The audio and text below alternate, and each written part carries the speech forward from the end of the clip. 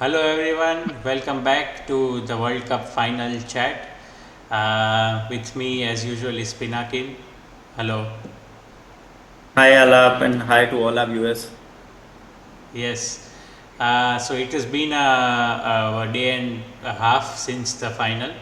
So we have had time to rest and recuperate because a lot of things happened in the final and the timings were really bad. Especially with a lot of halftime content and the water breaks and things like that. We'll get to that, but let's talk about the game in hand. Let's talk about the final. So I think Pinakin, if you think about it, right? So there was only one team in the final which wanted to play football, which wanted to score, which wanted to win. Clearly, that if Yeah, anybody looks up at the stats only, who yeah, hasn't watched the game, they'll get to know yeah, that only Spain turned up that day. yeah. It was always going to be tricky with Argentina, especially with how strong the Spanish defense has been this tournament. They only had conceded one goal to Belgium. But yeah, Argentina just didn't turn up at all. They tried to make the game physical. They tried to make, rile up the opposition to make mistakes, but I think it didn't work at all. Especially with the Spanish midfield, I think you never lose control. Uh, That with that's true, but no matter how big the mismatch was in the midfield, but still, I felt that Argentina didn't want to play. They had made up their mind that they wanted it to be physical. They wanted to drag it to penalties, and then when yeah, 120 minutes, you are not going to play football and just expect that the other team won't score, especially Spain, who creates a lot of chances. That yeah, was stupid of Argentina. yeah.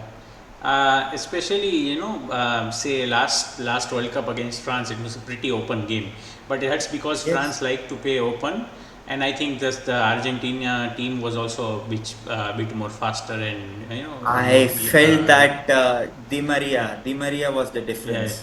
Uh, yeah, yeah. the only So final that Di Maria hasn't, the finals that Di Maria has played yeah, at his full health. One yeah, in 2014, I don't remember, yeah. I don't think he was fully fit. No, no, So he in was not fully 2018, fit. Yes. 2018 he was fully fit,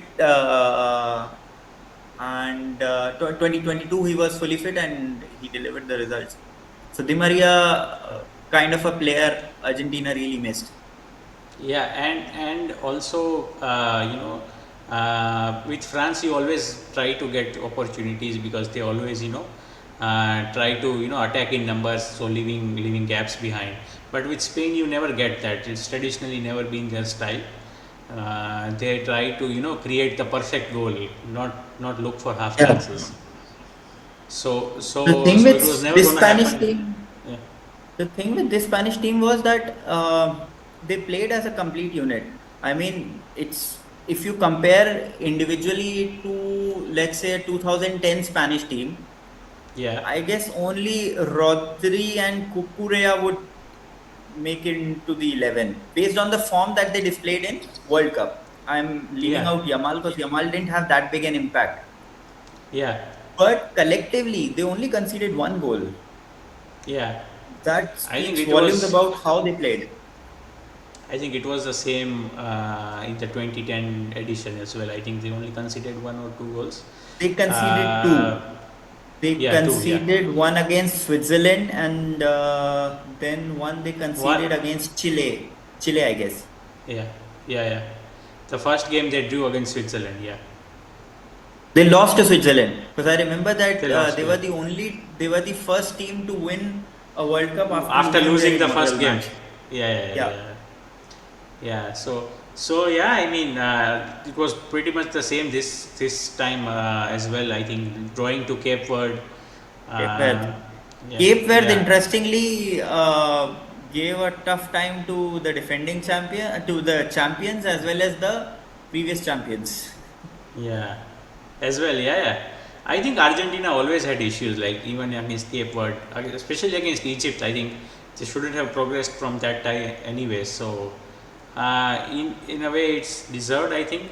Argentina getting to the later stages of the tournament actually made people realize that how much odds are stacked in their favor. All the Yes, 50-50 and decisions, even not the 50-50 decisions, like clear cut decisions as well, like always go in their favor. they went in Argentina's favor, and they were too Yeah, heavily reliant on Messi, I felt. They had yeah, literally nobody else to, assist somebody. So that was yeah. the thing I felt, and he didn't. I mean, Scaloni didn't utilize his resources. Also, Lo Celso and Nico Paz could have made the difference. They could have provided that control, but he went with Mm. Enzo and all, and I don't think they were anyway good enough Yeah, so in so World so Cup finals.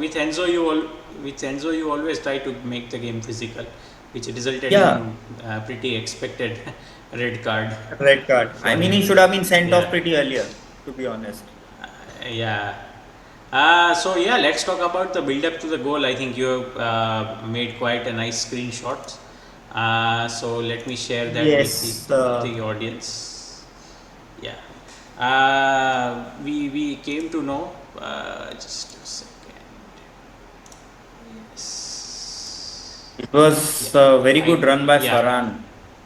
yeah. So here we go.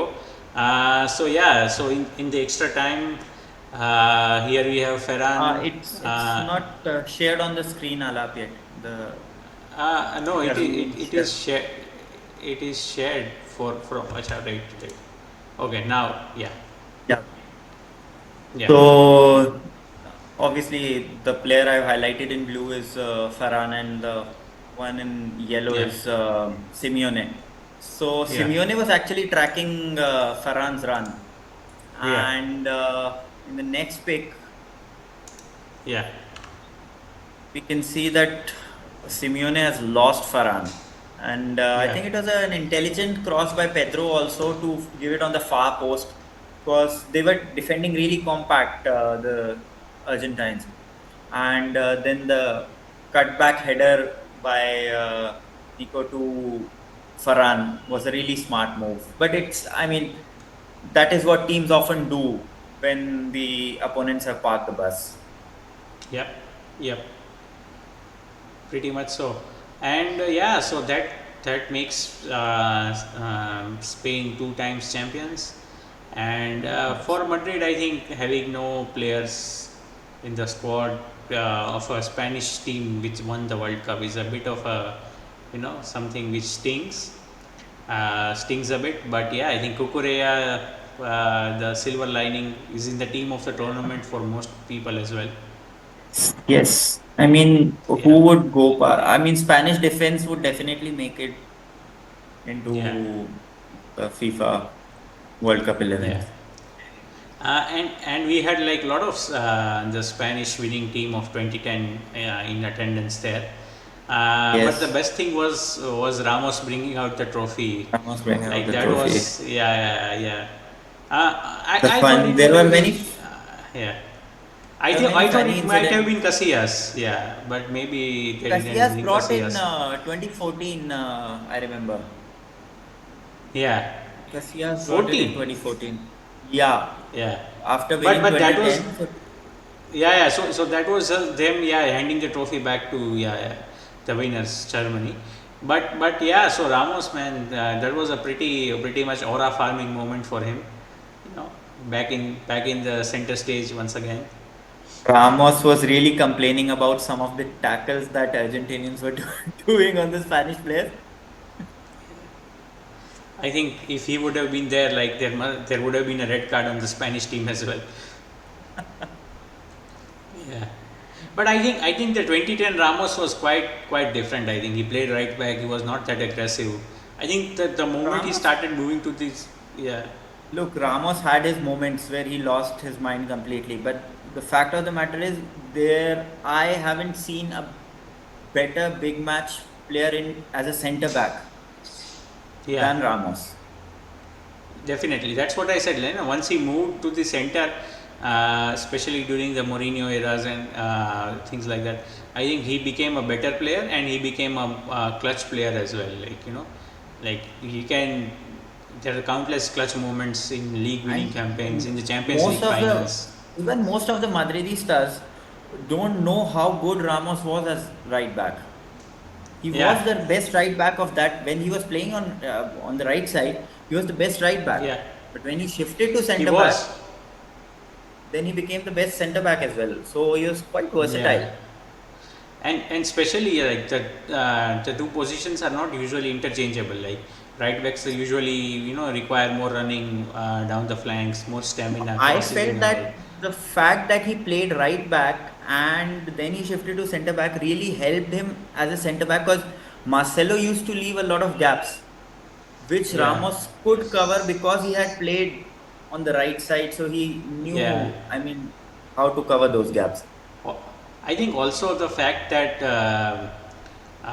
he played two positions in defense helped organize the defense as well. And he had When also he played was, as CDM during his Sevilla days. He had played some matches yeah, as CDM. He played for Madrid also, he played some games, but I mean, one game he oh played yeah. really well, but the other game he made some errors. I think The, that was also during the Mourinho era.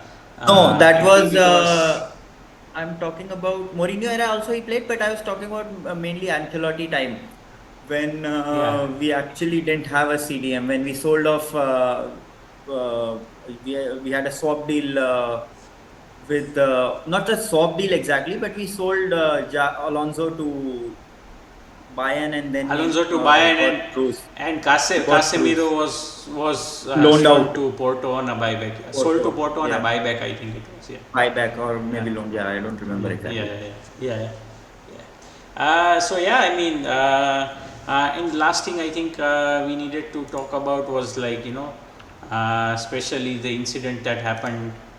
I mean, the I funny mean, part is that Gavi always ends up getting into these kind of things. I think it is like those people who are like annoying. There's sometimes you don't feel sorry for them for being hit or something bad happening to them. I think Yes, this is classic case of that. Yeah, but it was but yeah. So really disgraceful scenes from from an event like World Cup final. World Cup final, you are setting a bad example for everyone to see. For example. And especially for coming from defending champions. I You've been to mean, this. Yeah, the fact is that Argentina team should have been really ashamed of their performance because they had like how many zero shots in 110 minutes.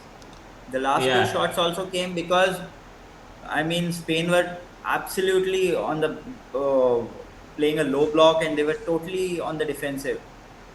yeah. So Argentina should have been ashamed of that performance, but rather than being ashamed, they doubled down on it and created such scenes which is really uncalled for. Yeah, for sure.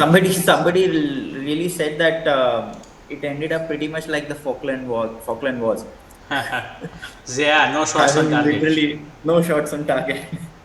Yeah. Um so yeah, and yeah, so that brings us. So I think let's discuss the next the third place match as well. France versus England. That One was hell such of a a crazy match. game. Yeah, One hell such a of a crazy match. game. I think both teams going at it hammer and tongs, and such an entertaining game. Quite the opposite of the final. Of the final, yes. Yeah. And I So mean, France again, they didn't have any midfield and it showed. I mean, the only reason they were knocked out against Spain and they lost to England was because they didn't have any midfield to control. And it showed. and yeah, so pretty much a game which also showed like what was Tuchel doing against Argentina, man. Like the, the third place game and the final showed that Argentina are really struggling to set up shots, create chances, and you went such a low block, such deep against that team. I think England would have been in the final if they if Tuchel didn't Definitely, overthink it, definitely. and yeah, Had they shown more courage, they would have been yeah. definitely there. And So Tuchel so is such a that's good manager when he plays offensive football. so that's what I But feel. The stage got to him. I think more or less. I mean, I often found that Tuchel overcomplicates things. We talked about it in the last podcast also, that Yeah. if Tuchel doesn't overcomplicate things, it's England's game to lose. And this is exactly what happened. He went back to again a five-man defense.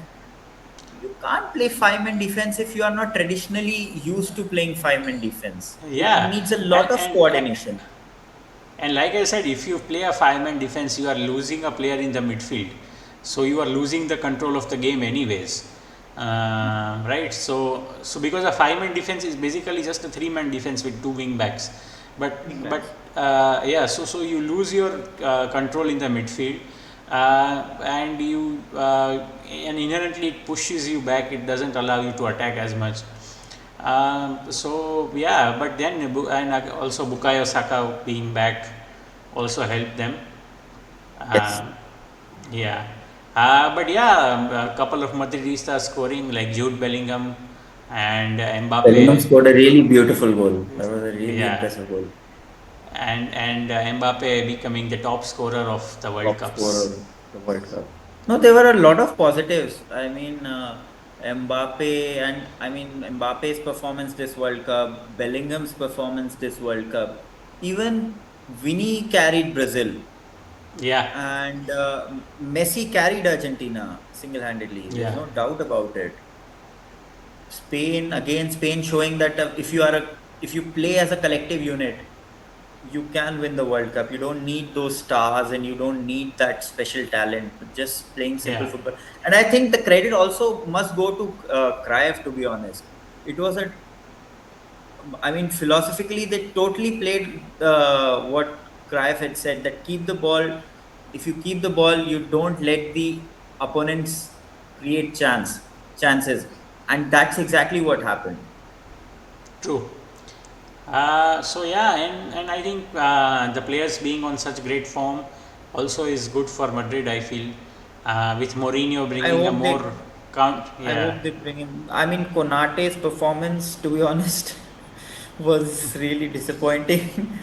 And the but fact that he's fourth choice centre back of France really, you know, yeah, doesn't get me too excited. I I, think we I need think few more reinforcements. yeah, we do. But I think Mourinho is the guy who to bring out the best of the defenders.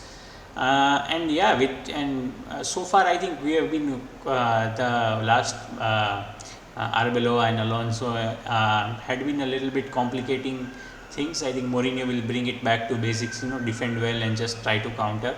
And with the pace we have got with Mbappe, Vinny, Bellingham making runs from the deep, this is pretty reminiscent of the 2012 team.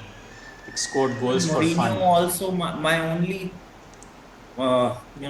skepticism about Mourinho getting the job is that he hasn't won anything recently.